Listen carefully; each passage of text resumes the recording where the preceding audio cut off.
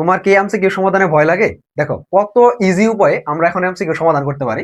প্রশ্নটা দেখো, কোন জলীয় দ্রবণটিতে হাইড্রোনিয়াম আয়নের ঘনমাত্রা সর্বাধিক?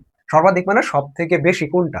এই চারটা অপশন দেওয়া আছে, এই চারটা অপশনের মধ্যে কোনটার হাইড্রোনিয়াম আয়নের ঘনমাত্রা সব থেকে বেশি, এটা তোমাকে বের করতে হবে। সবচেয়ে মজার ব্যাপার হলো দেখো, চারটা মৌলের যৌগের মধ্যে একটা hydrochloric, ethanoic acid, sulphuric acid, nitric acid, প্রত্যেকটার মধ্যে এখানে একটা জিনিস দেওয়া আছে, সেটা হচ্ছে পিএইচ। প্রত্যেকটার পিএইচ মান দেওয়া আছে।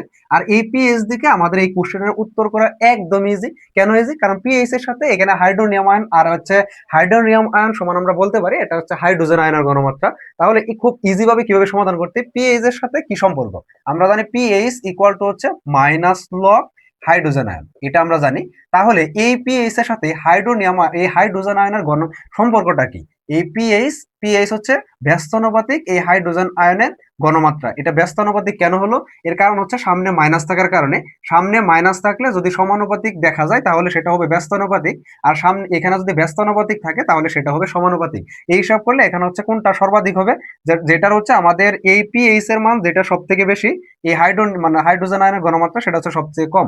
আবার যেটা এটা সব থেকে আমাদের বেশি হাইড্রোজেন আয়নের ঘনমাত্রা, সেটার পিএইচ এর মান সব থেকে কম। তাহলে আমাদের উত্তর বলছে হচ্ছে কোনটা সর্বাধিক হবে। তার মানে পিএইচ এর মান যেটা সব থেকে কম, সেটা হাইড্রোজেনের ঘনমাত্রা আমাদের সব থেকে বেশি।